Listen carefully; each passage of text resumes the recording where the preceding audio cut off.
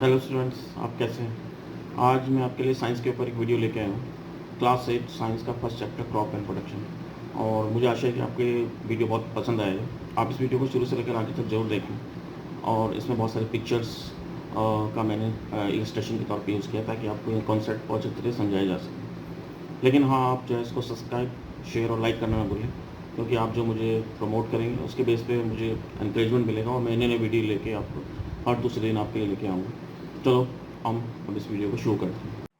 Hello students, आज हम पढ़ेंगे क्रॉप प्रोडक्शन एंड मैनेजमेंट, जो कि 8th क्लास साइंस का फर्स्ट चैप्टर है साइंस का। और ये बहुत इंपॉर्टेंट चैप्टर है, क्योंकि इससे हमें जो है जितनी क्रॉप्स होती हैं उनको कैसे प्रोड्यूस किया जाता है लार्ज स्केल में, कैसे मैनेज किया जाता है, और एंड में जो है उनके जो ग्रेन्स होते हैं वो कैसे स्टोर कर सकते हैं, इस चैप्टर के अंदर बहुत डिटेल में बताया गया है। तो हम सभी जानते हैं कि जितने भी लिविंग ऑर्गेनिज्म होते हैं उनको जो है सबको खाना चाहिए। और प्लांट जो है वो तो अपना खाना खुद बना लेते हैं। आप जानते हैं उनमें एक प्रोसेस होती है जिसे फोटोसिंथेसिस कहते हैं, जो आपने लोग क्लास में पढ़ी है, किस तरह से वो सनलाइट, कार्बन डाइऑक्साइड और वाटर, इनकी मदद से जो है अपना खाना खुद तैयार कर सकते हैं। और जो एनिमल्स हैं, जिसमें ह्यूमन बींग्स भी आ जाते हैं, वो सब अपना खाना खुद नहीं बना सकते। उसमें से कुछ तो ऐसे हैं जो हर्बीवोर्स हैं, जो प्लांट्स पे डायरेक्ट डिपेंडेंट है, ठीक है ना। और कुछ कार्निवोर्स हैं, ठीक है ना, जो दूसरे एनिमल्स को खाते हैं। और ह्यूमन बींग्स जो हैं, जस्ट लाइक ह्यूमन बींग्स जो हैं, कुछ ओमनीवोर्स हैं जो प्लांट और एनिमल दोनों पे डिपेंड है। तो बेसिक फैक्ट ये है कि एनिमल्स और ह्यूमंस जो है ये प्लांट पे और दूसरे एनिमल्स पे डिपेंड है अपने खाने के लिए, ठीक है ना। तो ये खाना हमें कहाँ से मिलेगा, ठीक है ना। तो सबसे पहले तो जो है हमें जानना चाहते हैं कि हमें खाना चाहिए क्यों, मतलब बेसिक जो है चीज सभी लोग जानना चाहते हैं, स्टूडेंट जो होते हैं, हमें खाना जो है आपको क्यों चाहिए। हम जानते हैं कि एनर्जी जो है जो हमें चाहिए होती है अपनी बॉडी फंक्शंस के लिए, बहुत सारी प्रोसेस जो हमारी बॉडी के अंदर चलती हैं लगातार, इन्हें लाइफ प्रोसेस कहते हैं, ठीक है ना। जिनमें सांस लेना, रेस्पिरेशन, डाइजेशन, ठीक है ना, और मस्कुलर वर्क, ठीक है ना, ट्रांसपोर्टेशन, बहुत सारी प्रोसेस हैं जो हम डेली करते हैं, चाहे हम सो रहे हैं जाग रहे हैं, उन सब के लिए एनर्जी चाहिए होती है। और वो एनर्जी आएगी कहाँ से? बॉडी के अंदर कोई स्टोर हाउस तो है नहीं एनर्जी के, वो लंबे समय तक किसी भी एनर्जी को स्टोर नहीं कर सकता, ठीक है ना। तो इन सब एनर्जीज के लिए हमें जो है बाहर से कुछ ना कुछ लेना पड़ता है, और वो जो मेन सोर्स है इसका वो खाना है। जो खाना हम खाते हैं, जो फूड हम लेते हैं न्यूट्रिशन में, उसमें बहुत सारे कंपोनेंट होते हैं जिनसे हमें एनर्जी मिलती है। उसमें मेन तो कार्बोहाइड्रेट है, सबसे ज्यादा परसेंटेज ऑफ एनर्जी से मिलती है, और साथ में फैट्स एंड ऑयल, ठीक है ना। तो ये जो खाना है जिसमें एनर्जी है, ये हमें किससे मिलता है? प्लांट्स और एनिमल्स से, ठीक है ना। और इस एनर्जी की वजह से ही जो है हमें जो है क्या करना पड़ता है? खाना खाना पड़ता है, ठीक है ना। अब दिक्कत ये है कि हमारी पॉपुलेशन बहुत ज़्यादा है अर्थ के ऊपर, और इतनी सारी पॉपुलेशन को फीड करना, ठीक है ना, डेली बेस पे, ठीक है ना, ताकि कोई इसमें भूखा भी ना रहे, ठीक है ना। तो उसके लिए प्रॉपर प्लानिंग चाहिए। प्लानिंग में क्या चाहिए? रेगुलर प्रोडक्शन चाहिए फूड ग्रेन्स का या अदर सोर्सेज ऑफ फूड का, उनका प्रॉपर मैनेजमेंट चाहिए, और साथ में इसका डिस्ट्रीब्यूशन चाहिए, तब जाके इतनी सारी जो पॉपुलेशन है फीड हो पाएगी। तो इन सारी मैथड्स को, जिसमें रेगुलर प्रोडक्शन है, प्रॉपर मैनेजमेंट है और डिस्ट्रीब्यूशन है फूड का, इसको एग्रीकल्चर प्रैक्टिसेस कहते हैं, ठीक है ना। हिंदी में इसको हम खेती बाड़ी भी कह सकते हैं, ठीक है ना, खेती भी कह सकते हैं, जो कि जिस दुनिया में जितने भी देश हैं सभी ने किए, ठीक है ना। इंडिया भी, इंडिया तो उसको बेसिक एग्रीकल्चर कंट्री कहते हैं। सभी लोग एग्रीकल्चर से ही निकल के डेवलप हुए हैं, ठीक है ना। सभी ने अपने पास्ट में कभी ना कभी एग्रीकल्चर किया। इसमें देखिए अब लिखा है कि 10,000 BC तक भी जो है पीपल नोमैडिक थे, इधर उधर घूमते रहते थे, और वो जो है लगातार खाने की तलाश में रहते थे और शेल्टर के लिए। तो वो फल खा लेते थे, वेजिटेबल, ठीक है ना। फिर बाद में उन्होंने एनिमल्स को हंट करना शुरू किया, और बाद में चल के जो है फिर उन्होंने सीखा कि किस तरह से जो है उनका जो रिक्वायरमेंट है पूरा नहीं हो पा रहा है, तो उन्हें एक जमीन के ऊपर जो है अपना जो फूड है उसको कल्टीवेट करना पड़ेगा। तब उन्होंने राइस और वीट को उगाना सीखा, बहुत सारी और सारी जो फसलें हैं, क्रॉप्स को, तब जाके जो एग्रीकल्चर है, ठीक है ना, ये पैदा हुआ। एग्रीकल्चर प्रैक्टिसेस जो है तब जाके आदमी ने सीखी है। जब प्लांट जो है ना एक ही काइंड के, उनको उगाया जाता है, कल्टीवेट किया जाता है एक ही जगह पे, बहुत बड़े स्तर पे, लार्ज स्केल पे, तो उसको क्रॉप कहते हैं, ठीक है ना। फॉर एग्जाम्पल, एक फसल है, एक क्रॉप है वीट की, इसका मतलब है कि सारे प्लांट जो है वो वीट के ही होंगे एक बड़े से एरिया में, ठीक है ना। तब उसको हम क्रॉप कहेंगे। आप पहले से ही जानते हैं कि क्रॉप जो है वो डिफरेंट टाइप की हो सकती है। सीरियल्स, जिन्हें अनाज कहते हैं, ठीक है ना, और सीरियल्स में आपके राइस, वीट, ये सब आ जाते हैं। पल्सेस भी आपने सुना होगा, पल्सेस दालों को कहते हैं, जिसमें पिजन पी, ठीक है ना, और किडनी, बीन्स वगैरह ये सब आ जाते हैं। वेजिटेबल्स और फ्रूट्स आप जानते हैं, ठीक है ना। तो ये सब क्लासीफाई किया जा सकता है ऑन द बेसिस सीजन में जिसमें ग्रो करते हैं, ठीक है ना। इंडिया एक बहुत बड़ी देश है, क्लाइमेटिक कंडीशन जैसे टेम्परेचर, ह्यूमिडिटी और रेनफॉल जो है एक रीजन से दूसरे रीजन में लगातार चेंज हो रहे हैं। तो इसी हिसाब से जो है there is a rich variety जो है क्रॉप्स की ना, बहुत अलग अलग तरह की क्रॉप्स हैं जो इंडिया के डिफरेंट हिस्सों में उगाई जाती हैं। लेकिन इस इतनी बड़ी विविधता यानी कि डाइवर्सिटी के बावजूद भी दो मेन जो क्रॉपिंग पैटर्न्स हैं, जो मेन क्रॉपिंग सीजन्स हैं जो इंडिया के अंदर आइडेंटिफाई किया सकते हैं, देखे जा सकते हैं, मिलते हैं, उनमें एक तो खारिफ है, एक राबी है, और तीसरी और है। आप अभी वेट कीजिए, मैं इसके बारे में बताता हूँ, बड़ी इंपॉर्टेंट है, जो बुक में भी नहीं लिखी है, बट आप उसको जानना बहुत जरूरी है। एक तीसरी तरह की भी क्रॉप होती है। सबसे फर्स्ट नंबर पे इसे खारिफ क्रॉप कहते हैं, इसको रेनी सीजन क्रॉप भी कहते हैं। और इसका जो टाइम है इंडिया के अंदर वो आपका जून से सितंबर है, उसके दौरान इसको उगाया जाता है। और मैच्योर होने के बाद इसको हार्वेस्ट भी किया जाता है। इसमें जो मेन है पैडी, पैडी राइस को कहते हैं, मेज, कॉर्न, भुट्टा, सोयाबीन और ग्राउंड नट तो आपने देखा होगा कि सर्दियों में आती है, तो सर्दी से पहले जो सीजन है उसमें इसको उगाया जाता है। कॉटन है, ये सब खारिफ क्रॉप्स है। नेक्स्ट नंबर की जो क्रॉप है इसको राबी क्रॉप कहते हैं। क्रॉप जो विंटर सीजन में उगाई जाती है इनको राबी कहते हैं। इनका टाइम पीरियड अक्टूबर से मार्च होता है। और इनमें उगाई जाने वाली जो मेन क्रॉप है वो तो आपकी वीट है, ठीक है ना। उसके अलावा चना, ग्राम, पी, और एक क्रॉप आपने देखा होगा कि सर्दी के टाइम में हमारे सारे खेत हरे भरे नजर आते हैं दूर तक। यदि आप पंजाब हरियाणा में जाके देखें फील्ड्स में, तो आप देखेंगे दूर तक आपको हरा ही हरा नजर आएगा, ठीक है ना। और उसका वो साग भी बनाते हैं। तो वो जो मेन क्रॉप है बड़ी इंपॉर्टेंट, उसे मस्टर्ड कहते हैं। उसके अलावा लिनसीड भी है। इन दोनों क्रॉप को स्टडी करने के बाद मतलब पता चलता है कि हमारे पास एक थोड़ा सा मार्जिन यहाँ बच गया है जून से लेकर मार्च के बीच में। तो उसमें क्या होता है, तो उसमें एक स्पेशल क्रॉप है जो उसमें लिखा नहीं है, उसे जेट क्रॉप कहते हैं। जेट की जो क्रॉप है उसमें कुछ स्पेशल चीजें उगाई जाती हैं जो उस सीजन में आपके सामने आती है। वो है मेलन्स, ठीक है ना, मस्क मेलन, वाटर मेलन, जिन्हें आप तरबूज और खरबूज कहते हैं। उसके अलावा बिटरकॉर्ड, करेला, ठीक है ना, कुकुम्बर्स, खीरे, ककड़ी, ये सब इस सीजन में आते हैं। तो ओवरऑल वैसे मेन मेन तो दो क्रॉप है, लेकिन तीसरी क्रॉप जून से लेकर मार्च से लेकर जून के बीच में भी आपकी आती है। तो ये तीन तरह की क्रॉप है जो इंडिया में आपकी पाई जाती है। अब क्वेश्चन ये उठता है कि क्रॉप जो है इसको कोई एक सिस्टम होना चाहिए इसका, ठीक है ना। तो उसकी जो प्रैक्टिस है कि कैसे क्रॉपिंग की जाती है, ठीक है ना, उसको हमें समझना पड़ेगा। तो कल्टीवेशन जो क्रॉप का होता है उसमें कई सारी एक्टिविटी होती हैं जो फार्मर लोग करते हैं पूरे पीरियड ऑफ टाइम में। तो आपको आप देखेंगे कि ये सारी एक्टिविटी जो है बिल्कुल वैसी है जैसे कि गार्डनर जो है ना आपके गार्डन में, इवन यहाँ तक कि आप भी जो है ना जब कोई डेकोरेटिव प्लांट उगाते हैं तो आप करते हैं, सब बिल्कुल वैसे ही जैसे आप एक दो स्टेप लेते हैं, ऐसे फार्मर भी इसको बड़े स्तर पे करते हैं, ठीक है ना। इन सारी एक्टिविटीज को सीक्वेंस में एग्रीकल्चर प्रैक्टिस कहा जाता है। और ये एक्टिविटी आपके यहाँ लिखी हुई है, टोटल मिला के ये 7 है। पहला स्टेप में प्रेपरेशन ऑफ सॉइल है, sowing, adding manure and fertilisers, irrigation, protecting from beats, harvesting और स्टोरेज। पहली जो एक्टिविटी है उसको प्रिपरेशन ऑफ सॉइल कहते हैं। इसका मतलब है कि पहले हमें जो मिट्टी है हमारी सॉइल है उसको प्रिपेयर करना पड़ता है।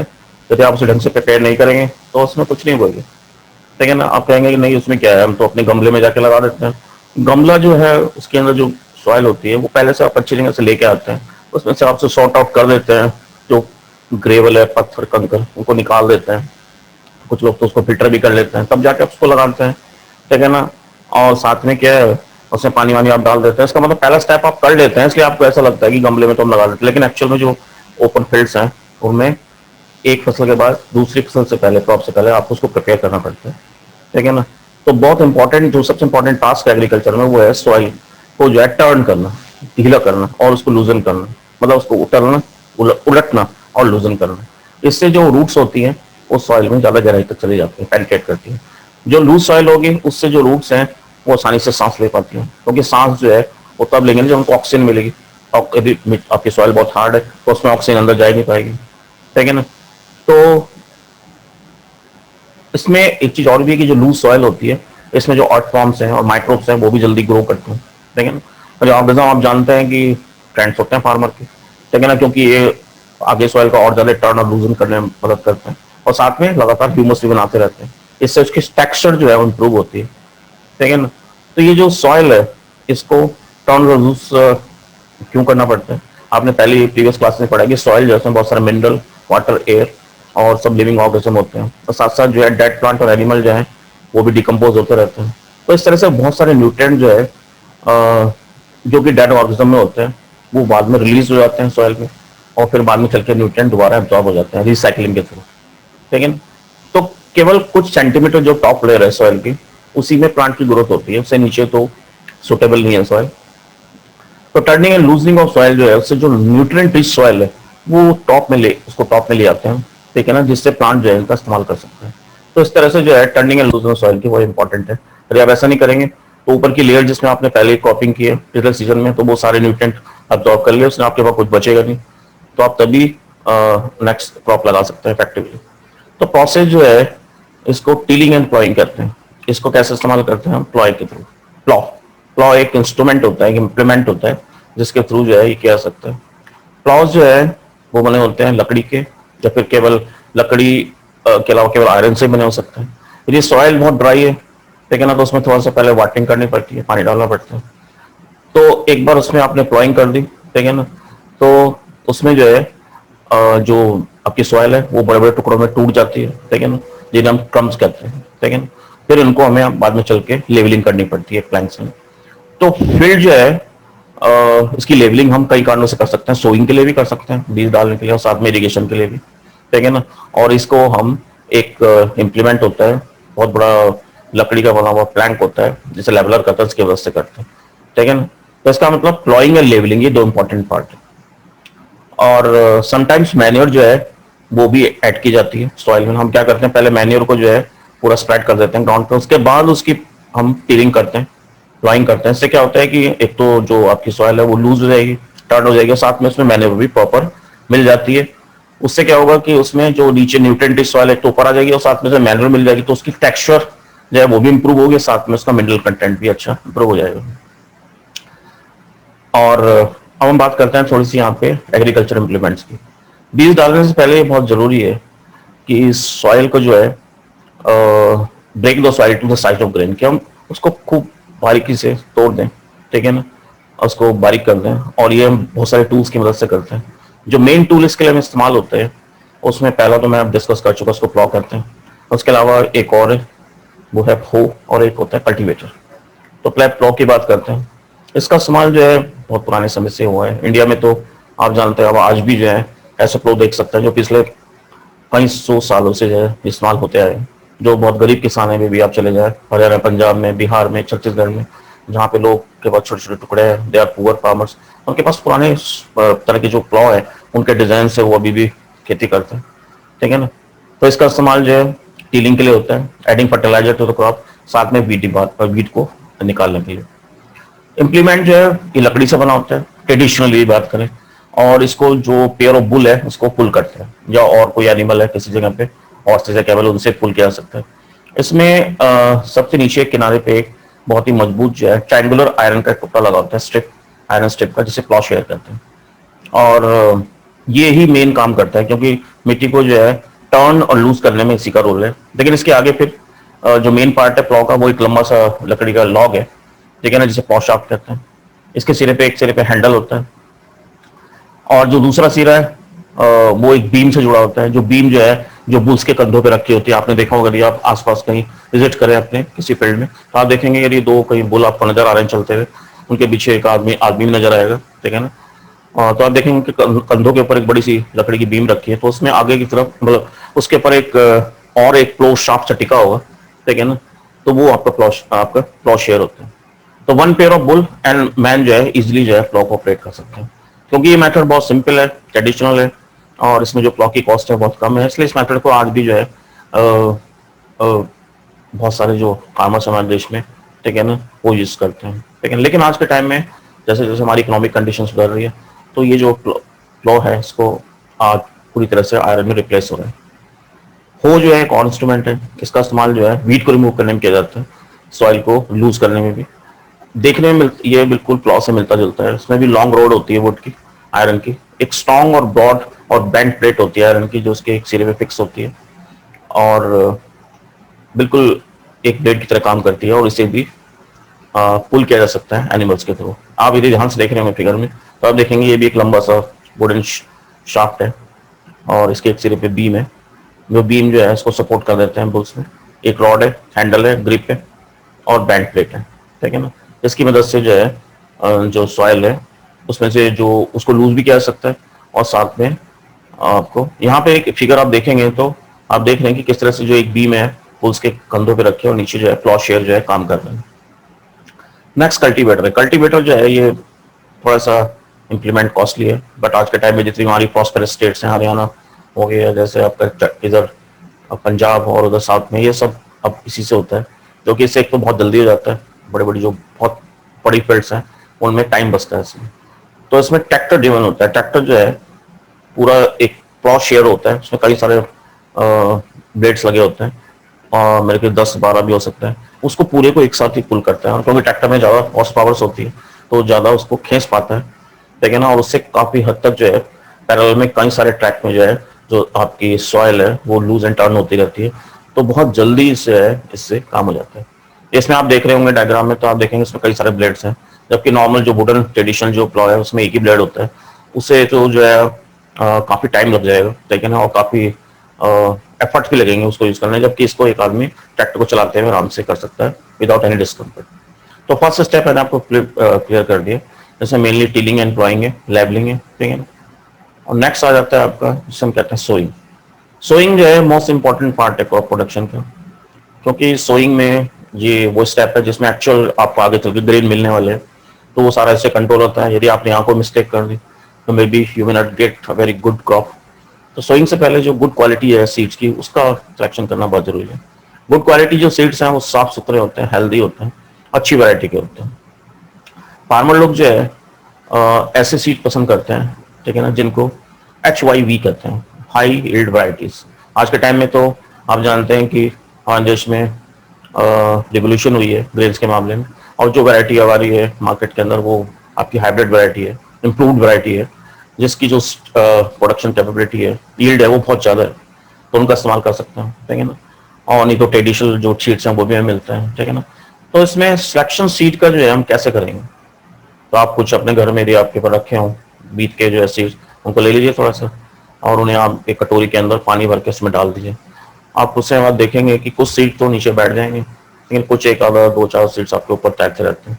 तो जो सीड ऊपर आ जाते हैं तैर के, लेकिन ना ये सीड अच्छे नहीं होते, क्योंकि ये खोखले होने के कारण जो है इनमें वेट नहीं होता, ऊपर आ जाते हैं। तो एक्चुअल मेथड यही होता है सीड को सेपरेट करने का, हेल्दी का अनहेल्दी से, कि आप उसमें एक बड़े से बाल्टी ले लें, बकेट ले लें, उससे पानी भर दीजिए और उसमें सारे सीड डाल दीजिए और कुछ समय इंतजार कीजिए। जो बेकार सीड होंगे ऊपर आ जाएंगे उनको रिमूव कर देते हैं, बाकी सीड्स को फिर हम इस्तेमाल करते हैं, ठीक है ना।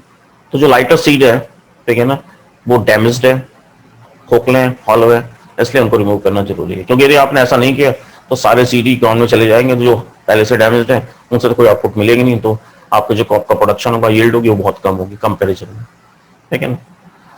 और जब आ जाते हैं कि जो सोइंग है एक्चुअल में इसको किया कैसे जाता है, ठीक है ना। जो टूल ट्रेडिशनली इस्तेमाल होता है सोइंग के लिए वो फरल की तरह होता है, फरल आपने सबने देखी है, और सीड जो है फरल में फिल कर दिए जाते हैं ऊपर से, और फिर ये 2 या 3 पाइप से होते हुए इसके सिरे पे इनके शार्प एंड होते हैं, उनसे नीचे गिरते हैं, ठीक है ना, और ये सॉइल के अंदर जाते रहते हैं, क्योंकि इनके जो पाइप के सिरे हैं वो सॉइल में धंसे होते हैं, ठीक है ना, संक होते हैं। तो जैसे आप ऊपर से डालते हैं और आगे बुल चल रहे हैं तो ये सीड गिरते रहते हैं, ठीक है ना, अलोंग द पर्टिकुलर ट्रैक्स, ठीक है ना। यहाँ पे आपको दिखाया भी है, यहाँ पे जो सेकंड मेथड है, ठीक है ना, जो ऊपर मैंने आपको मेथड दिखाया है ये ट्रेडिशनल है, ट्रेडिशनल मेथड जो हमारे देश में, हमारे देश के अंदर जो है कई 100 साल से फॉलो कर रहे हैं फार्मर्स लोग। लेकिन यहाँ पे जो मेथड है इसको सीड ड्रिल करते हैं। सीड ड्रिल जो है इसका इस्तेमाल किया जाता है ट्रैक्टर्स की मदद से, ठीक है ना, और इससे जो है सीड जो है यूनिफॉर्म प्रॉपर डिस्टेंस पे गिरते हैं। ये इंश्योर करता है कि सीड जो है वो सॉइल से पूरी तरह कवर हो जाए सोइंग के बाद। इससे जो है जो बर्ड्स जो हैं वो बर्ड भी बहुत डैमेज करते हैं, और यदि आप इसे खुद फिजिकली भी चेक कर सकते हैं कि यदि आपने कहीं बीज डाले हैं तो जो बर्ड्स होते हैं उनको मालूम होता है और वो पर्टिकुलर जो सीड्स को पिकअप कर लेते हैं, इससे भी आपको कोई फायदा नहीं होगा। तो ये जरूरी है कि आपके सीड जो है ना वो शैलो ना हो, मतलब कम गहराई पे ना रखे हो, वो प्रॉपर डेप्थ पे हो, ठीक है ना। तो उसका तरीका यही है कि आप सीड ड्रिल का यूज करें, ठीक है ना। तो इससे टाइम भी बचता है, क्योंकि बहुत सारे ट्रैक पे एक साथ सीड डलते हैं, और प्रॉपर स्पीड मेंटेन की जा सकती है ट्रैक्टर से, तो सीड प्रॉपर डिस्टेंस पे, प्रॉपर अमाउंट में गिरते जाएंगे, प्रॉपर डेप्थ पे। इस तरह से आपको काफी टाइम बचेगा, ठीक है ना। और लेकिन कुछ ऐसे भी प्लांट्स हैं जिसमें सीड को नहीं डाला जाता, सो नहीं किया जाता। उसमें सबसे पहला जो टॉप में है वो तो पैडी है, राइस, राइस जो है उनको पहले नर्सरी में ग्रो किया जाता है। जब वो प्लांट में ग्रो हो जाते हैं तो उनको फिर उनके पैकेट्स आते हैं, उनको हम तो फील्ड के अंदर पहले पूरा पानी भर लिया जाता है, ठीक है ना। उसके बाद उनको मैन्युअली लगाए जाते हैं, ठीक है ना। और कुछ फॉरेस्ट प्लांट और फ्लावरिंग प्लांट उनको भी नर्सरी में उगाए जाते हैं, ठीक है ना। अच्छा, तो एप्रोप्रिएट डिस्टेंस जो है ना सीड के लिए बहुत जरूरी है, क्योंकि आपने सीड के बीच में डिस्टेंस मेंटेन नहीं की तो जो फाइनली जब दे विल ग्रो अप तो आपको लगेगा कि वो तो सनलाइट, फूड और सब चीज़ों के लिए बहुत ज़्यादा compete कर रहे हैं और प्रॉपर उनको नहीं मिल पा रहा है। ऐसे जैसे एक घर में कई सारे बच्चे हों और खाना कम हो तो they will fight for it, तो ऐसी सिचुएशन हो जाती है, ठीक है ना। तो उनको प्रॉपर सनलाइट, न्यूट्रिएंट और वाटर मिले, ये बहुत जरूरी है, उनके बीच में प्रॉपर डिस्टेंस हो, ठीक है ना। और कई बार तो कुछ प्लांट्स को रिमूव भी कर दिया जाता है कुछ जगह से, ठीक है ना, ताकि ओवर कार्डिंग ना हो। तो ये स्टेप आपका था, सेकंड वाला स्टेप।